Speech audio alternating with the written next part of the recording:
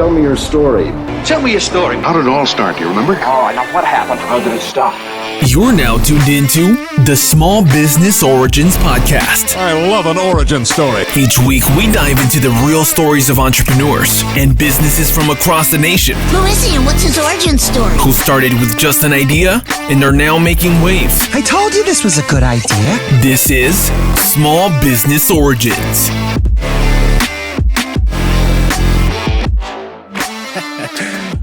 Hello, welcome back, listeners, to another episode of Small Business Origins. I'm your host, as always, John Kelly, aka John the Marketer on Instagram and TikTok. And you know the drill. You're tuned in to our nationwide search. We are looking for entrepreneurs with an interesting origin story to tell us. And joining us virtually in the studio, I have an entrepreneur that wants to do just that. All the way from Stone Ridge, New York, we have Kate. She's with Lately.AI. Kate, welcome to the show. Hello, John. How are you? I am doing good. Thank you so much for joining me on this. I am excited for this conversation because AI is something that up until probably 2-3 months ago, I heard the buzz about AI and I was like, yeah, it seems interesting. It's pretty cool. You know, back in the early 2000s, the very first chatbots that were ever being created and touted all over the place, I played with them and I learned about them, but I never really took advantage of them the way that I do now. And now it seems like every single day I'm logged into my chat GPT. I'm logged into all these different types of AIs. And I want to, just jump into it and find out what's different about you and all that stuff. But I have to stop us for a second because every single episode we start out with an icebreaker question. And our icebreaker question today is, how do you eat your pizza? Do you fold it? Do you use a fork and knife? What is your strategy there? All right. It depends on how big the pizza is. So if it's big and unwieldy, then I'm a total folder for sure. That depends on the grease too. You know, if it's a drippy guy, you got to do the fold, yeah. Right. But typically I, eat it and I eat until the crust is just the crust. And then I eat the crust separately and I do a lot of dipping in olive oil. So really, oh, okay. I really go for it. Yeah. I am a folder.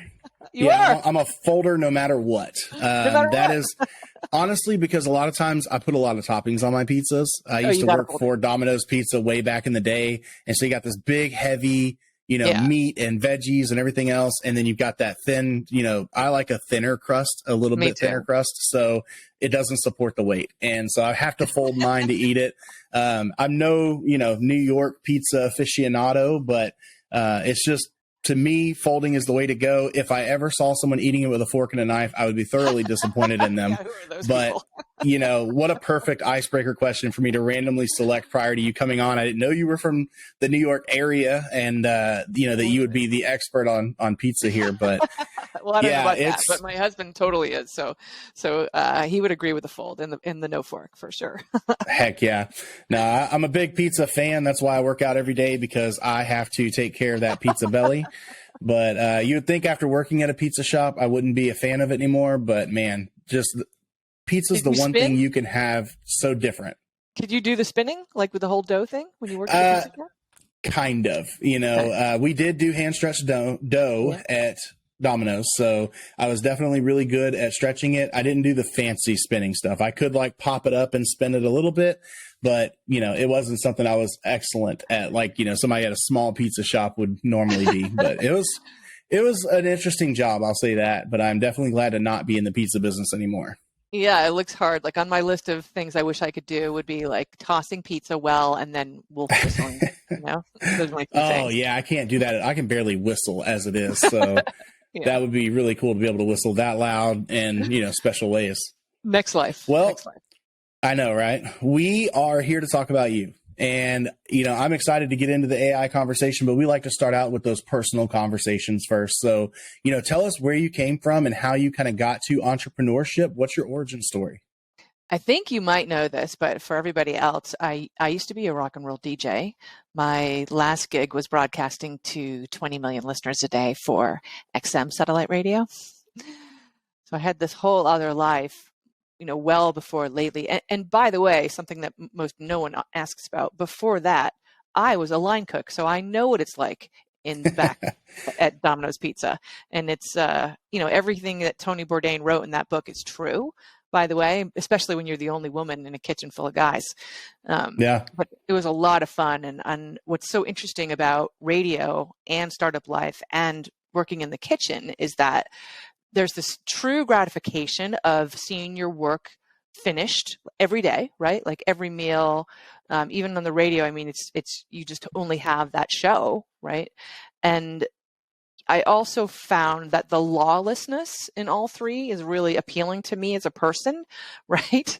So whether it's, again, the chaos of the kitchen, radio is notorious, unfortunately, for kind of, you know, wild, because I mean, it's the music business, right? It's just part of the deal, and startup land as well. But I thrive in that arena, John, because, you know, I'm a wild horse. Like you can't tell me what to do. Like if you do, it's not going to be fun for anybody. And so it's kind of weird because you're walking a thin line because the lawlessness can be negative, you know, right? But if you can thrive in that, I mean, it's weird how it prepared me for startup land. I didn't know. But anyways, so between radio and Lately, I also had a marketing agency, and my first client was Walmart, and I built them. Thanks. It was crazy. I I built them a spreadsheet system that got us 130% ROI year over year for 3 years. And that was what kicked off Lately. Like, let's figure out how to do this for everyone, make software out of it. Yeah. I mean, that's insane for a first client. You know, we here at our little marketing agency in town with a really good set of clients from celebrity level to large businesses to small businesses, we struggle on a daily basis with how do we minimize costs, maximize our customers' satisfaction and the product that we're delivering, all of that kind of stuff. So I couldn't imagine trying to quickly figure that out with such a large agency. I mean, but what year was that around about that you started doing that? That was 2000, I want to say 9 or 10. And it was, interestingly, or maybe not, but for the marketing nerds in the room, self included, it was Walmart and the Walmart Foundation. So it was both corporate and their nonprofit. And then it was also the IRS, Bank of America, AT&T, and United Way Worldwide, and the National Disability Institute, plus all of the franchises, right? Yeah. So there were 20,000 marketers by the third year we were there. And it was a great cause. It was delivering tax prep services for free to the poor, and also empowering them through financial education. I mean, can you imagine if you make $20,000 a year and you get $2,000 back on your EITC credit, right? That's life-changing money, you know? Yeah. And this was like Twitter had really just, MySpace was still around. So Twitter had just kind of taken off, and we were trying to get Walmart to write social posts, which was like, you know, pulling our eyeballs out. And one of the things that I had done was I came from not corporate. So, you know, my edit button doesn't work so great, John. And right away I was like, wow, what a mess. Yeah. And I went home and I built a spreadsheet to literally organize every component of the marketing that I could get my hands on. So for example, we would make all these videos. I found the links to all the videos and I put them in a spreadsheet labeling what they were. And then I would organize, okay, who was promoting them and who wasn't. Similar, like, you know, I could see that 50 people were creating the same press release. And I was like, well, this seems like a waste of time. Let's create one and then figure out how we can shoot people to customize it in their own voice for their own territory, etc. So I even made a list. Like, I remember asking Walmart, do you have a list of all of your franchise Facebook pages? And they said no. And I was like, are you kidding me? Yeah. How can we audit them if we don't know what the list is, right? So it was pretty wild. But the important thing that happened was we were trying to figure out how to get Walmart to produce social posts, publish the ones that we were writing. And there was so much legal around that. So I had this idea. What if I took a blog that they had already approved that I wrote, and I took every sentence more or less and tweaked it just enough and put the link back to the full version of the blog. So they seemed like teasers, and I could get 40 social posts in an hour quickly, and Walmart would approve them because they already did right? Right. Yeah. And we found that that was the key way to get everybody involved. Like we could do that with all the long form content, and which was the basis of how Lately works, as you know. Yeah. Don't you love compliance and lawyers and all that stuff? I mean, that's our financial clients. That is just the easiest part of our job with them, is getting everything through compliance, So it was definitely interesting. And you're right. Looking for a way to kind of expedite being able to get those processes done is amazing. And I don't know how much our listener knows about AI, but obviously that is AI's main name of the game in my eyes. Is it's something that is able to generate something out of what you put into it, and it's able to do that far faster than even a team of 10,000 marketers could do on one project, which is amazing. I think it's game changing, and I think it's going to be life changing. So I'm excited to hop into it, but just let's kind of start with, what is it exactly that AI does as a whole? And then what is it exactly that Lately does that may be different or similar to AI as a whole? Yeah, well, that's the great question. I mean, so there's been a lot of misinformation because of the movies, frankly, right? So what the movies show doesn't exist, and it's impossible, right? There is no such thing as really true machine learning. It's only accessing data patterns, right? So it has to have the data it's just like a calculator, right? It's really so simple. 1 + 1 = 2. And it can't suddenly make 1 + 1 = 3. It's impossible, right? So the reason that you can get such great results with Jasper, for example, is because through OpenAI, they have so much data that they fed into this model, right? But if you and I put the same inputs into Jasper, it's going to give us the same results. So that AI is in no way able to customize itself to your voice, let alone your audience, whoever would read, whatever came out. So this is something where with Lately, early on, we realized what a nice feedback loop the analytics of social media have. And I was using them for Walmart. So for example, I would see what was happening in social, and I would identify messaging that was working really well. And then I thought, well, why don't we just take this and apply it to what we're doing in paid? And maybe we should take this information and apply it to the long form content we continue to create. These ideas are obviously serving us well. We have the data. Let's appropriate them, So with Lately, it was a similar kind of deal. And if I'm getting too detailed, John, you got to stop me. But no, I'm all for it. Nerding out. All right. So we don't, number one, we don't remove the human from the mix. We actually force our AI to collaborate with humans and learn from them along the process. And the reason we did that was not only to be ethical, but also because we saw the huge difference in results. So the AI on its own, great. But when you put the human in the mix, then you're seeing results like 98% sales conversion, 200% more leads, 12,000% more engagement, right?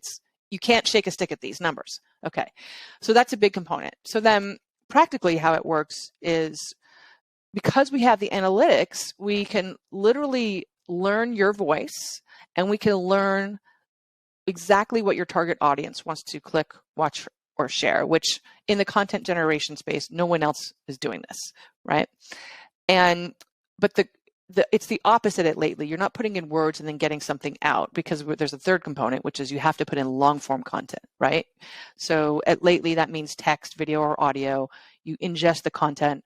We take the writing model that has your custom voice, that contains the ideas and the phrases and even the sentence structures, like the DNA of messaging that we know will get you the most engagement. And we read the blog, for example, with that model in mind, and we lift out, just like I did with Walmart, we lift out the pieces that contain those ideas, put a short link on them, and you're off to the races, right? Yeah, which in the marketing space is invaluable, because you're repurposing content. Like you said, you're not coming up with something totally new, something totally that's created by you. You're just repurposing something you've already put out, whether you made that content or curated it from other people in your industry. Yeah. And then it does, I mean, we in the marketing spaces you're familiar with, we always say that you're just trying to attract people and get them to receive your message, and then you're selling in the DMs. And part of that selling is, turning your blog into some sort of click funnel that's going to drive them to contact us to learn how we can implement this for you.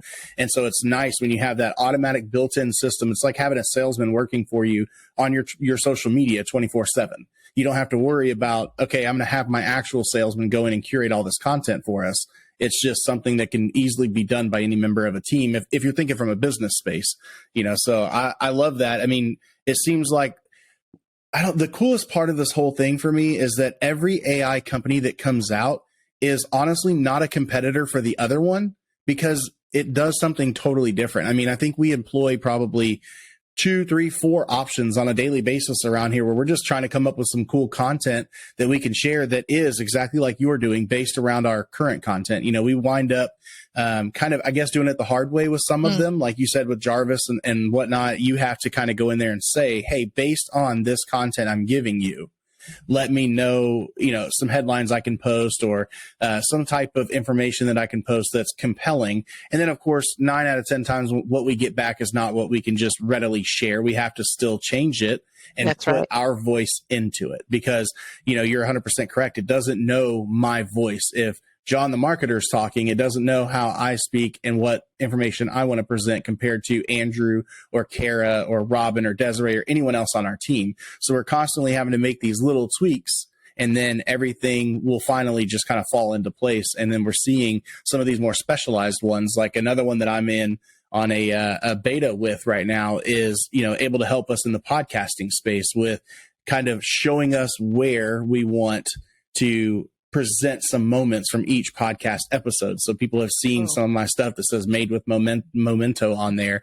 And it's a totally different product. And it's not, to me, it's not a competitor, because it's doing something completely different, and it's in beta. So there's obviously a lot of bugs and tweaks that they're making, and we're giving some feedback for. But it's amazing to me how none of them are truly competitors with each other. Lately, I have not heard of another AI product that's been widely publicized that is truly doing everything that it's doing. And this is something that I could just see us using, in one facet of our business. We'd be able to kind of just move around all the pieces of AI that we're using to have some really cool content that's going out there. Yeah, thanks. I mean, that's what's really exciting to us, is the customization. And it's not just the automation of clipping something up, right? It's knowing which bits. And that part, by the way, will be custom to you. So say if you uploaded this podcast, and then Denise, you have a Denise with you, she uploaded a podcast. Lately would clip up different things for each of you, because it's learning her voice on Twitter, and it's learning your voice, right? So different things. And that's been exciting to see how quickly it learns, and what sort of, like, for example, it discovered for all of our customers that hashtags, two things. Inline hashtags will boost your engagement overall, rather than hashtags strings at the end of the sentence. And then also, if you use hashtags that are multiple words strung together, as opposed to, and that are more conversational, like hashtag told you so, right? Something like that. That will see huge boosts in your engagement as well. And so that's great, especially for big brands, John, who are so stiff. And I show them, like, my personal highest performing hashtag is hashtag peeing my pants, because that's what I said when Gary Vaynerchuk tweeted about lately. Nice. Heck yeah. Yeah. So it's kind of interesting. And then we've also have people using Lately in ways that we didn't expect. So we worked with this company called Levity.AI, and they help produce video content for basically every comedian you've ever heard of. So we took a Drew Carey comedy special and ran it through Lately, and Lately clipped up all the best jokes. Oh, that's killer. I love that. It was so cool. Yeah. So, I think the other thing to remember on the AI space is that I love this metaphor, John, right? So if you think of humans, we're the only mammals that when we come out of the womb, we're helpless. We can't feed ourselves. We can't defend ourselves. We can't even stand up, right? Right. If a human didn't help us along, we would perish. AI is the same way, right? It only works because of human input. It can't learn on its own. And if you think of it right now, it's about 3 months old in a human lifespan. So it's still pretty helpless. There's a reason that self-driving cars don't actually drive by themselves. Yes. It's a big one. My CTO made a great metaphor on that, because he was like, just imagine if like a bird flies by the car and the car has to think about what all those inputs are versus a human versus a snowball. And then if you're thinking of birds at all, it's got to recognize a dove or an eagle or a sparrow all as bird, right? So there's millions of versions of that, right? So because human life is so variant, it's very, very difficult for any kind of AI to truly replicate us.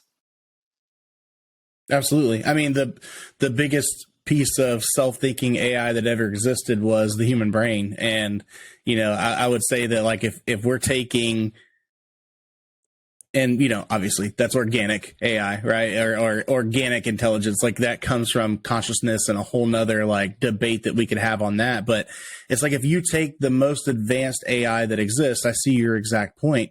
It pales in comparison to the human brain, because we don't even understand, I think last I heard was like 15% of our brain's capacity. Like we don't even understand, the most advanced scientists cannot completely understand every single thing that our brain can do and our potential as human beings. So it's like, how could AI ever compare to that?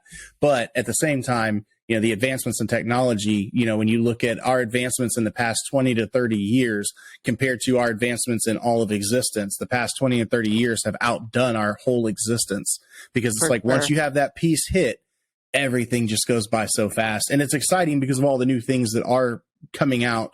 And as they come out and improve, we get better, more efficient, more cost effective, and then they become more cost effective to the end user at that point. So I think some most common objections that I kind of hear about AI is, kind of like what you said. First of all, has anyone ever watched Terminator? And it's like, well, that's not quite where we're at or where we're headed. I think that some really big thought leaders on this, like Elon Musk, have come out and said, like, we have to put in protections for, even though we don't feel it possible now, we didn't feel a lot of things were possible before they became possible. So it's like, we have to put in these protections now. And I think that the majority of us are on board with that. And the ones who aren't, it's kind of like making a law and saying that murder is illegal, killers are still going to kill, so yes, could someone misuse this? Absolutely, all day long. But at the same time, I think that the majority of people want to use AI for good purposes, and we've seen a lot of AI has those built-in stops where it's like, if you're asking something about hurting yourself, I've seen where people get blocked, and it's like, hey, if you're thinking about hurting yourself, you need to contact these phone numbers, reach out to these people. I cannot help you with this. I'm artificial intelligence. And, there's some really cool protections that are built in. So I don't think anyone has anything to worry about. But I do think that a part of that is that people are just kind of worried about the place that AI is going to fit in, and so some common objections that I'd love to hear your response to is like, well, as a marketing agency, how am I going to be able to still do what I do if AI comes out and people can use this AI, for instance, like with you, to make your own social media posts? And then all of the other objections that kind of go along with that of like, who's going to be out of a job? It's like self-checkout at Walmart. Is that going to put all the cashiers out of business? Well, we're finding out no, because there are still people who are going to want to appreciate it. So what is your response to that kind of thing of like, should I, as a marketing advisor, be worried that AI is going to put me out of a job? Only if you're an idiot, which you're not. So the answer is no. There you go. I mean, just think of it like all technology or automation, as you pointed out, right? So the kind of going phrase is, marketers who don't use AI will be replaced by marketers who do. I mean, just that's period. But it's that combination together of you, the human, using something smart. I mean, if you heated up water every day, you can heat it on the stove for 10 minutes, or you can put it in the microwave for 30 seconds. Geez, that's a massive time saver, right? Right. I would do that one. Here's another story that I love so much, which I think is important. So Betty Crocker has Cake in a Box, right? And when they first released Cake in the Box, they made it so that you just had to add water. Like there was nothing to add. There was no eggs or anything. And it didn't sell because the housewives who it was marketed to at the time didn't feel as though they had done anything. They they couldn't say they baked a cake. So they removed the powdered eggs and they made it so you had to add eggs. And then it sold like gangbusters because the human had a role in the automation, so to speak, right? Absolutely. So I mean, that's one thing for, I guess, the AI purveyors to think about, like as they're packaging this product to, no one wants to be replaced. That's Sure. terrible. What I want to do is I want to send you on vacation. So I want to save you enough time so you can go on vacation whenever you want. But I also want you to be better at your job. I want you to be able to use Lately to sell another product back to your customers and charge more for it, and go do the things that are not annoying to you, that your fabulous brain can have fun, doing strategy, other creative parts, right? That's what I wanted for me when I was an agency, right? Sure. I'm sorry. Say No, go ahead. thing, Yeah, please. Before this, though, we did talk about cloning, and Yeah. I would like that, John. I really would. I mean, it would make things a lot more convenient. And going back to the things I don't want to do, if I could just send my clone out there, and he's going to give me a really good report on everything that happened. I'm going to know. So, I'm with you there. But I love that answer because it's the same. I mean, obviously, we're a progressive company. We like to change with trends. Any marketing agency that doesn't, that's a scary marketing agency. If there's someone out there that's telling you all you have to do is advertise in the newspaper and that's it, and that's all they're hitting, that scares me. If you're not progressing and changing, something's wrong. So as a progressive marketing firm, that's what we do is we sit down, we have team meetings, and we discuss things. And we say, hey, this AI trend, what is it? Are we going to be out of a job? Are we going to have to pivot? Like, what's the thought process? And we come up with our ways that we're going to alter and pivot our business in order to stay relevant and stay in front of the trend. Because last thing I want to do is repeat my failures of not investing in Bitcoin before it went up way high. I could be a millionaire, up there at the top of the food chain, eating fine dining and everything else. And instead, I'm down here scrounging for websites, which is not a bad thing. I do perfectly fine. But, the point is, I don't want to miss that opportunity. And as an agency, we don't want to either. So we stay ahead of these trends. And that's one of the biggest things that I know my response to an objection like that would be is that, hey, you're not hiring beefy marketing because AI is good enough and we're just putting the same things you would into AI. I think there's an important thing to note. If you really want to know how limited AI still is, the biggest limitation I have is go to one of these art AIs and type in what you want it to draw, and then have your friend type in what you want to have it draw, but y'all are both aiming for the same picture. Yeah. And then look at how different those pictures are. And to me, that's going to be the judging character for marketing agencies, which it already should be anyway, is how good is your marketing representative, even if it's an employee at your place, how good are they at being able to tell you what to say or what to do, or how good are they at doing it for you to give you the result that you're looking for? Exactly. And if you're using AI at your marketing agency, which I hope that you are, then you have to understand that you're the expert, and that's why your pictures should look better. And of course, I'm not just talking about pictures. I'm talking about, any type of content, whether it's copywriting or in your ideals here of posting to social, or no matter what you're doing with AI, you should have the best looking AI output because the user that generated that input for it should be the best, because that's what we do. So I definitely don't think that any of us are going to be out of a job soon. If I thought that, then I would hightail it out of here and go find me another industry to get into. But, it is what it is. I mean, what you're saying is like the objective is really important because, a lot of people, frankly, are lazy, John. They just want to push a button and have it all done for them. And that doesn't exist, right? So if that's your objective with AI, it's not going to serve you very well. You still need to hire a marketing agency for that to happen. Okay. Right? Sure.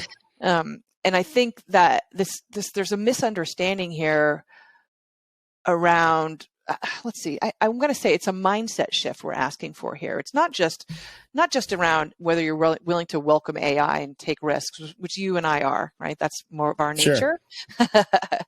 But I think, weighing the benefits, right? So with AI, without AI, like, is your engagement where you want it to be? Is the time you spend where you want it to be? If the answer is no, then don't knock it before you try it, number one, right? That's the big one. And then number two, like one of the things we see is because we're repurposing content and we're not just giving you one social post, I'm going to give you like 50 or 100, really, it's a lot. But the reason I did that is because that's what I did with Walmart. I learned that if you drip feed lots of little pieces of content well out over time, say I have 40, once a week, once every other week for 80 weeks, the internet has this long memory. And now all of us should be writing evergreen content only, more or less, right? Unless there's agreed. like a snowstorm, right? Or something evaporative, yeah. And so if that's how you're writing, that's going to come back to you in spades for years and years and years. And so every nugget that the AI gives you, I think of it like garlic, right? How hard is it to peel and chop that sucker up? And if Hate it. you hate it. I love garlic. I hate having to peel it and chop it. It's so wonderful. And so like if I don't get every little piece off the knife into the pan, I'm mad, right? So that's the same idea. Like there's gold in what we're doing.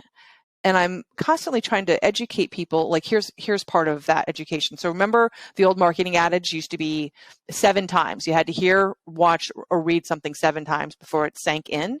So that's why people will hit you over the head with the same commercial all the time. Now it's 24 times. Okay. So we still have quantity has to be in the mix, but nobody wants to be spammed. We're all over that. So, the way that we're doing that at Lately is by giving you 40 different ways to market the same component, number one. So you get that quantity, but because they're varied, you'll get that sort of feeling of originality. That's a huge mindset. I mean, I can't tell you the number of times that people at very 500 Fortune 500 businesses and famous agencies have asked me, why would I want to market something more than once? Oh my gosh. Oh my gosh. That was the first thing I learned in marketing 101 in my business classes. Like that was literally the first thing I learned. It's amazing. And I think there's some weird sensitivity on social media. Maybe it's thanks to Facebook or Cambridge Analytics or whatever, but there's people don't understand that no one is looking at your feed. They're looking at their feed. Yep. That they're curating for themselves without even knowing it. Because AI is analyzing everything and making it for them. Yeah. Yeah, exactly. So for us, this last couple of weeks has been pretty exciting. We've seen more than quadruple the signups than previous, just because of the conversation. Yeah. Well, but now we're Gary V talking about a very famous, AI that doesn't do what you do, but I'm sure that had something to do with searching on the internet for AI. Yeah, Gary is one of our advisors, by the way, and love him. That man, I would follow him into anywhere. He's the reason I'm so active on TikTok. When I see a video that says, "Hey, TikTok is in the same space it was in Instagram," I'm not a social media expert.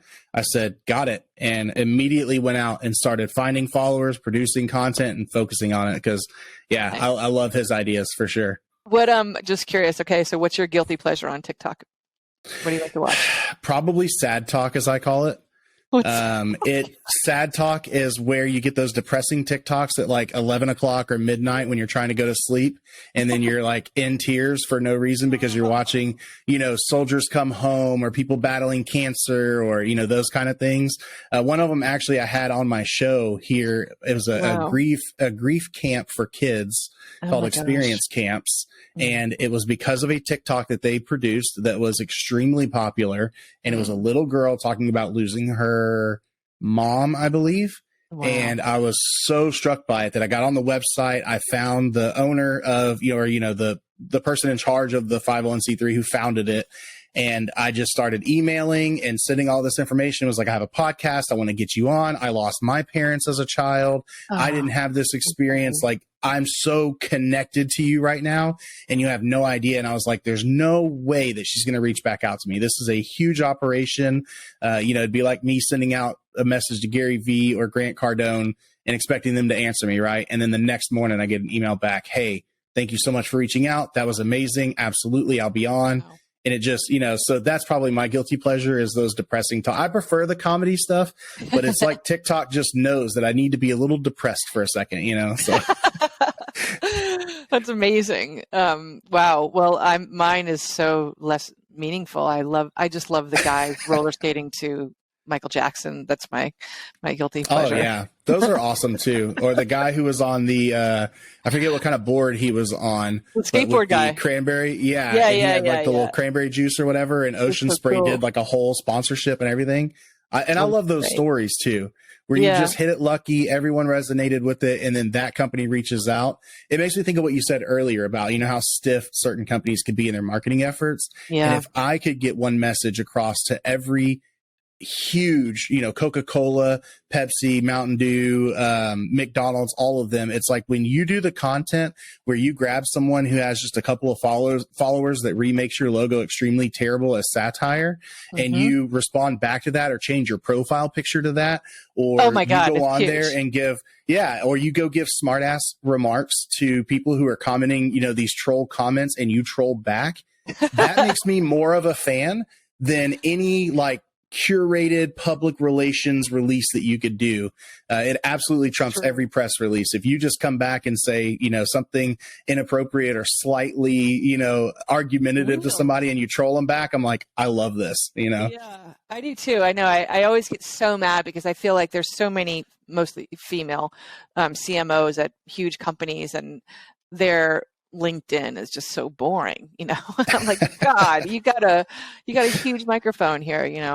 One of the things I wanted to touch on kind of around that was, so when I was working in radio, John, like my Uber power is turning listeners into fans, right? Or customers into evangelists. And I was really lucky. I came up before XM. I was working in Vermont. I was at a bunch of stations up and down the Eastern Seaboard, but I was in live radio, right? So I had that doesn't exist as an experience anymore, but the idea of making mistakes, cracking the mic, segueing songs, shitting your pants because the song ended and you're like out back smoking a cigarette or something like that, all these feelings. And I'm an event DJ. I actually own a company that does DJs, photo booths. So on a much lesser level than a national audience, but yes, I do understand when a bride and groom is on the dance floor and you had to sneak away to go to the bathroom and your song is ending and you're like running back to the booth. Yeah, I get it. Yeah. Good. But it's hair on fun, fire. Right? Yep. Absolutely. So, what I was thought a lot about was why, from the people I learned from, like what made them special. Like the radio I was in, we used to go out to lunch and write commercials together as like for 2 hours, like write something really creative and think about, like they were always doing these spoofs where they were pretending that someone famous was in the studio and someone was acting it out. And so the theater of the mind became this beautiful art that I saw celebrated, and I really was interested in. And I was in radio before the internet. Like, okay, so we didn't have our photos on. There was none of that stuff. And I read the book. This is My Brain on Music, right? And I started thinking about the neuroscience of music. So I want to just double down on this because I think this is so important for marketers because there's a parallel with writing. Okay. And this is important. When your brain listens to a new song, it must instantly access every other song you've heard before in that instant. And what it's doing is it's looking for familiar touch points so it knows where to index the new song in the library of the memory of your brain. Okay. So as it's doing this, it's tapping into nostalgia, memory, emotion, all the things that trigger trust. Now, John, your voice is beautiful. It's like a song. There's a frequency to all sound. Your voice is like a note, right? Musical note. And if you write me an email or a text or a social media post, I'm going to hear your voice in my head when I read that. Yep. So as the author of that post, and this is my challenge to all of you listening, is to write with the intention of triggering nostalgia and memory and emotion, and therefore trust. When you're able to hit these points in what you write, you'll see that the sale will happen, but you're going to convert the sale into a megaphone. And I'm going to give you proof in the pudding. In the last 4 years, a day has not passed at Lately where someone hasn't spontaneously written about us on social media. Not one day. Yeah. What an accomplishment. Thank you so much. Yep. I mean, that's what we're all after, right? That's like the goal, is to be talked about by others spontaneously. It's the ultimate word of mouth. The ultimate word of mouth. Yeah. And you're building like this, I'm building this engine that I mean, even when we have people who churn, they still recommend us, right? All right. Second biggest goal. Yeah, I love that. Yeah. Absolutely. That comes from, within, right? So my goal is to treat my customers the same way I treat my employees, and our targets the same way.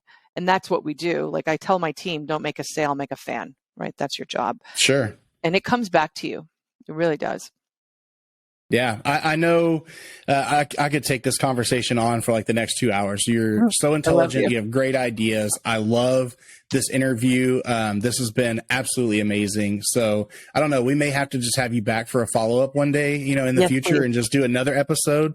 Or, even worse, I can refer you over to another great podcast we have here in-house that would be an amazing avenue for you as well. But I say worse because I don't get to interview you. Then it would be, the CEO and our video producer here, but it's another great show too. So I just wanted to kind of take this time to wrap up and just go over, first of all of these ideas are great. And I know that you're probably talking about them on y'all's social channels and, if you have a YouTube channel or anything. So if you would just kind of give me all those places that we can go catch you besides obviously Lately.AI.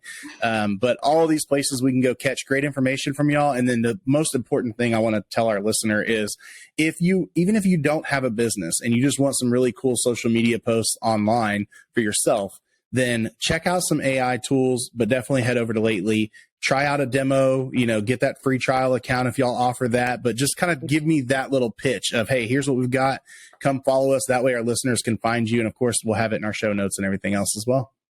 Thanks, John. Thank you so much. I made a friend today, and I'm very glad about that. And hi to all of you listening also. So Lately.AI is where we are. It's at Lately.AI at all the places. So we're pretty easy to find.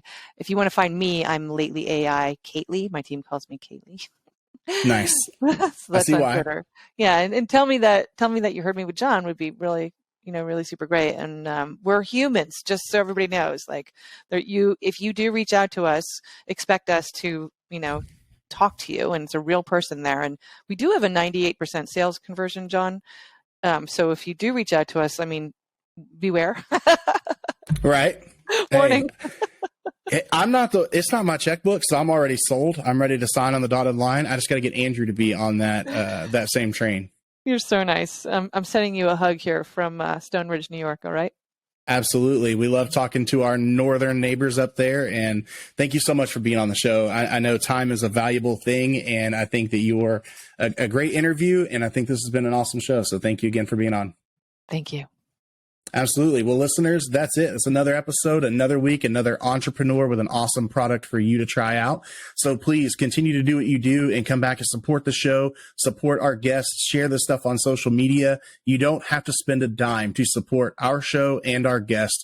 You could do that with just a couple minutes of your time. And I know that you already are because I see those posts online. So thank you to all my listeners who are out there every single day singing the praises of this show and getting your friends on as well. But that's it for us. It's been another week, another great origin story. And as always, stay beefy, my friends.